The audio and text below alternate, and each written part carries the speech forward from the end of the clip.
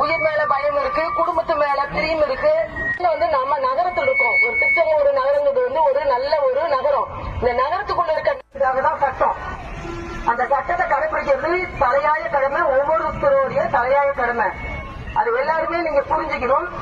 அடுத்தது நான் அப்படிதாங்க போட மாட்டேங்க, எங்கிஸ்டுங்க, நான் செத்தா உங்களுக்கு என்னங்க அப்படி எல்லாம் சொல்லக்கூடாது. நீங்க செத்தா எனக்கு கஷ்டம் எனக்கு தான் தெரியும். அந்த குடும்பம் 100 பேர் உட்காந்துருக்காங்க.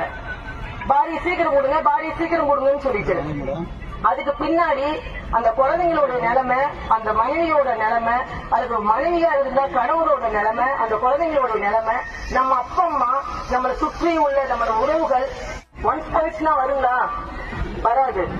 ஆமா, எங்களால ஆன என்ன உதவியோ நாங்க சட்டத்துக்கு உட்பட்டு உங்களுக்கு நாங்க செஞ்சு தரோம். நம்ம சேர்த்து ஒரு அவேர்னஸ் கொடுத்தது எல்லாரும் நீங்க இதுக்கு உள்ள அதுவும் கஷ்டப்பட்டு நாங்க இழுக்கழித்து உள்ள விடுறோம். என்னவோ அப்படின்னு சொல்லி எல்லாருமே வந்துட்டீங்க. வெளியில விட்டா நீங்க போயிருவீங்கன்னு தான் நான் அழகா லாக் பண்ணி உங்களை நிக்க வச்சுக்கிட்டேன். வெளியில விட்டீங்கன்னா இந்நேரம் சைட்ல அவங்க தள்ளிட்டு ஓடிடுவீங்க. அதனால யாருமே கேட்க மாட்டீங்க அப்படிங்கிறதுக்காக தான் நான் இந்த இடத்துல உங்களுக்கு தேர்வு செஞ்சு உங்களை நிக்க வச்சிருக்கேன். இது கூர்ந்து நீங்க கவனிச்சதுக்கு ரொம்ப நன்றி. அதை விட நீங்க ஹெல்மெட் போட்டு வந்தீங்கன்னா மிக்க நன்றி.